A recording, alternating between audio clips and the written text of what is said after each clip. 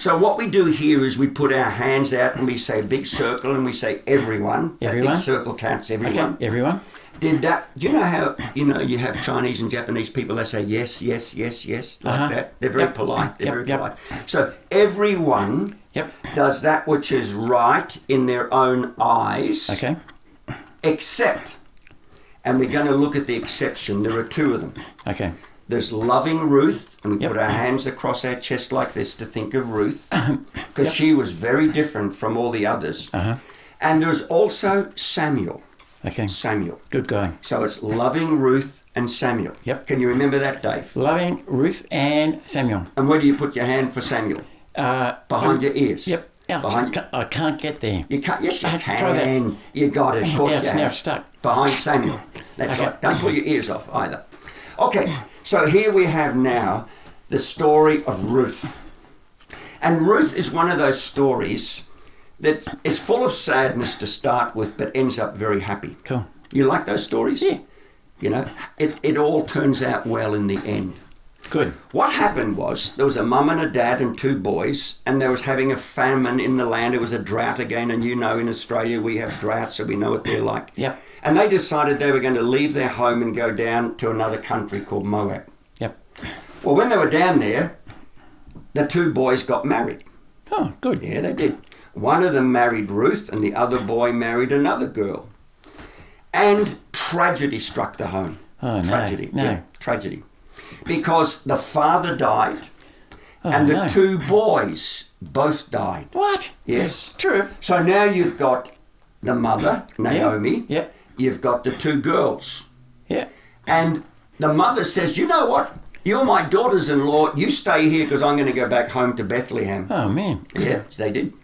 So what happens then, Ruth says, well, I'm going to go with you because I want your people to be my people and your God to be my God. That's nice. And wherever you go, I'm going to go, Naomi. Yeah. And nothing will separate us, only death. Wow. She was so determined to follow Naomi back. But the other girl, she said, I'm going to stay here. So she did. So they go back to their homeland. Yep. And they had a very, well, what do you say? They had a very good idea to help people that had hard times in their lives. When they were harvesting wheat or barley or things like that, they didn't have big machines like we have today on our farms. What they had was they had sickles, and they would cut.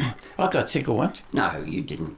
This is a sickle. It's like a hook that's all sharp with metal. Oh, it wasn't like that. No. Okay. And they cut the grain, or they cut the stalks of grain off. Okay.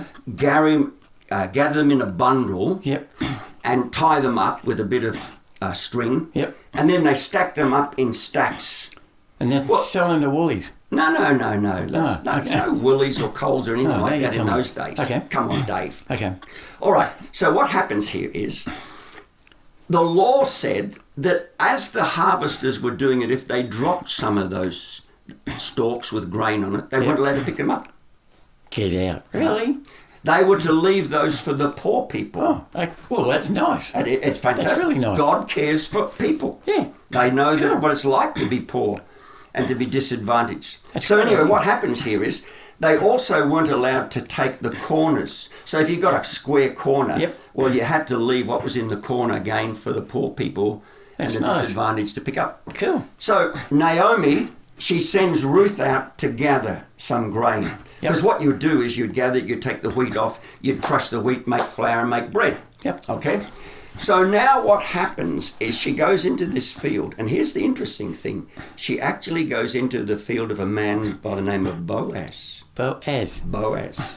Okay. And Boaz is a wonderful, wonderful, kind, caring, loving man. Yep. He's not married, but he's a kind, loving, caring man. And he sees this lady over there, and he asks some of his servants, who's that?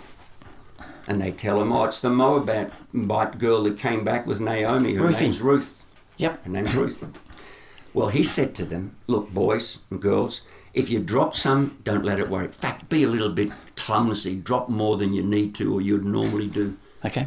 So Ruth has a lot to pick up, and she goes back home with Naomi with this big bag of wheat.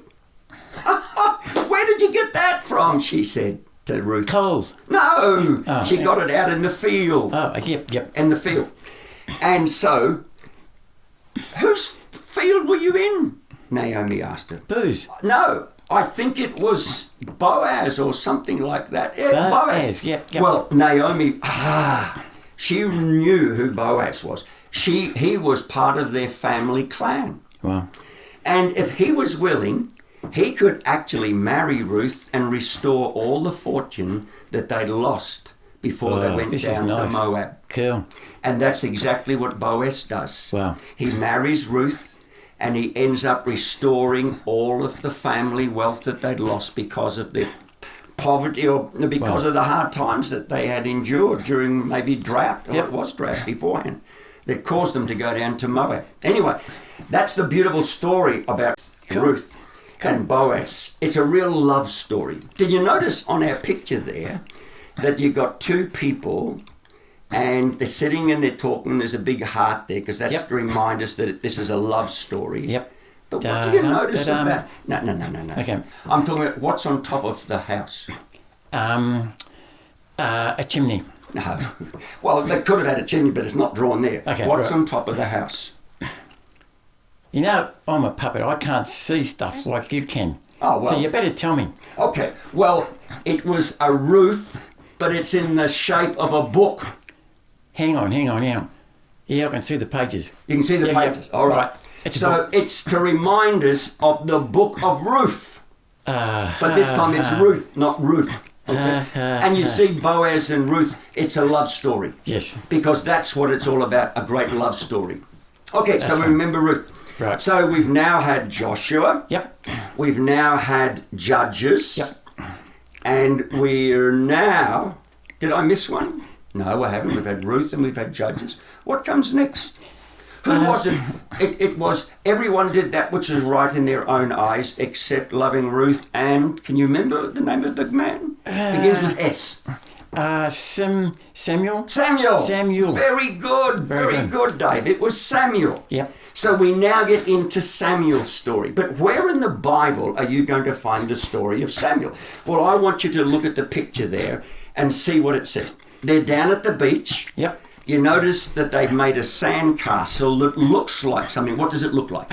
Okay. It looks like a horse, but it's not because it looks like a mule. A mule, that's right. That's a mule. A mule. And how many mules are there? One. There's only one. One. So what's it made of?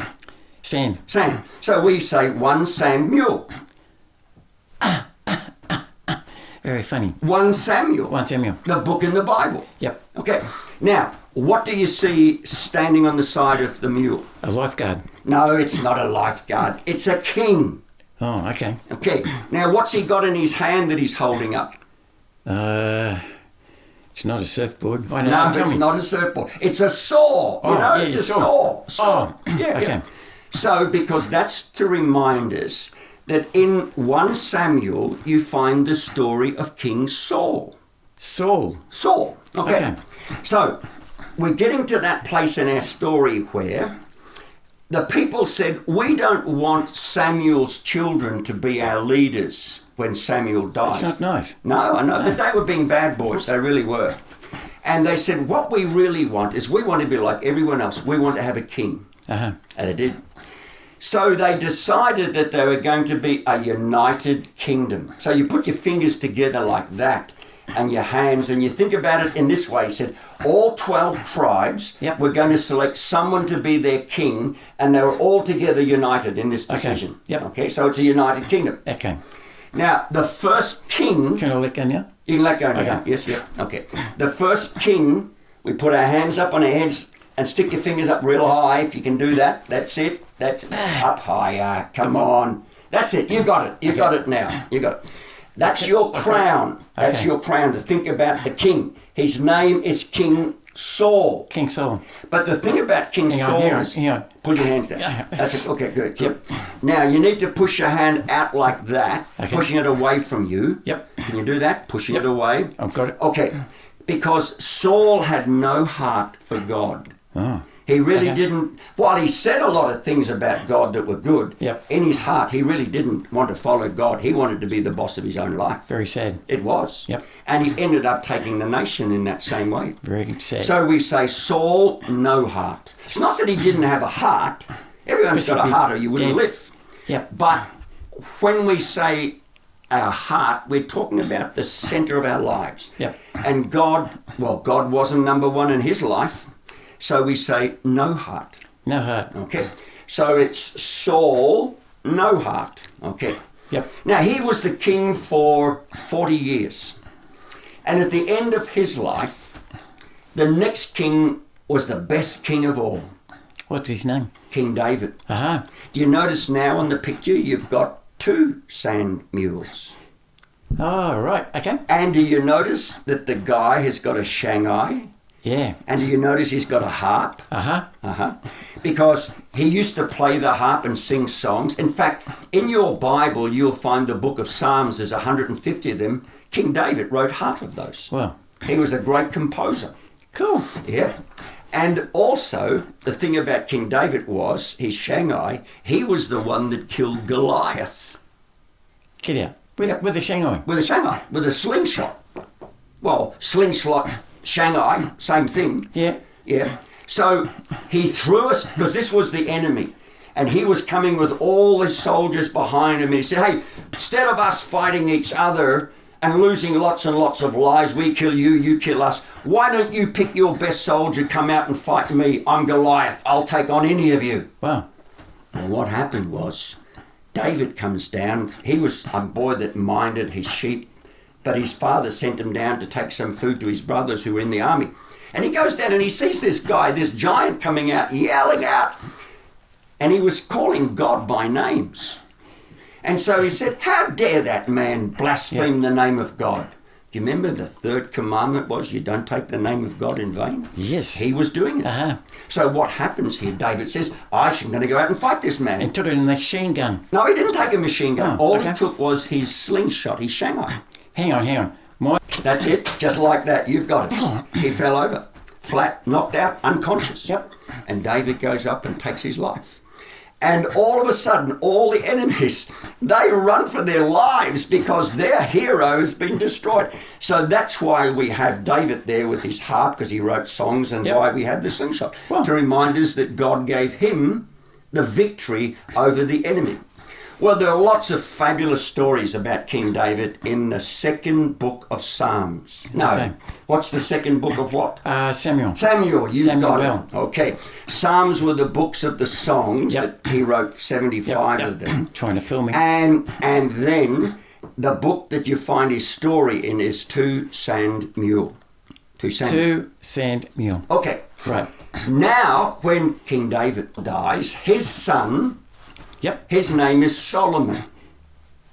And Solomon becomes the next king in the United Kingdom. Uh-huh. And each of these 3 kings, Saul and David and Solomon, they each reigned for 40 years. Wow. So it was the United Kingdom for 120 years. Well, anyway, when Solomon comes to the throne, you know what? To start with, he does wonderful things. He builds a temple to worship God in. Cool. Do you know what? In that temple, there was 4,000 tons of gold. 4,000 tons of gold. Could you give me the address? No, it's not there now. Oh, okay. And 40,000 tons of silver. Where's this guy getting it all? Well, it was given to him. Well, really, it was King David that gathered all that and put it together so his son could build the temple. Wow. Well, you know what? If you do your sums and look up what is gold worth today and what is silver worth today, that was equivalent to $440 billion. So, Not million, billion. wow. $440 billion worth of gold and silver went into the making of this temple. Wow. Fantastic. So he built the temple. But then in the second part of his life, because here's the sign for Solomon. We say Solomon, half-heart. Okay. What was Saul? Saul was no heart for God. Yep. David, I didn't give you that one. David was wholehearted. Yep. And Solomon was only half-hearted. That's cardiac problems. No, it's not cardiac. It's talking about his spiritual life. The first part of his life, he was very good. Yep. But then at the latter part of his life, he wandered away from God. Okay. One of the things that he did was he thought, look at all these countries around me, and what if they attack me? How could I protect myself and my people and my country? So what he did was, he married the daughters of the kings. And he thought, well, the daughters of the king, well, he's not going to attack his son-in-law. So that was his strategy, one of the strategies, to make sure that he wasn't attacked and his empire would be secure. But there's a subtle thing in there, because God told him not to do that, because he said all those girls, if you marry them, will take you away from me, because they'll want to be worshipping their God, not you. Yeah, silly. Your God, not your God. Yep. So what happens, Dave, was that these girls wanted their own gods and their own little temples and their own little shrines of gods, and they worshipped them. And Solomon loved all of them, and, to make them happy, he began to worship their gods as well. Not good. Not good at all. Yeah. So that's when we say he's only half-hearted. The first part of his life was good, but the last part was quite sad for what he ended up. And when he died, his son Rehoboam, there's a name for you, Rehoboam, he comes to the throne. And as the result of his rule, he splits the kingdom.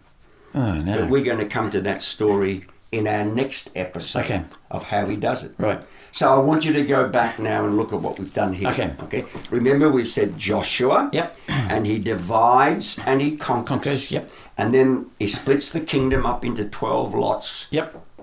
And then you have the period of the judges. Yes. And we looked at 3 of them. Can you remember them?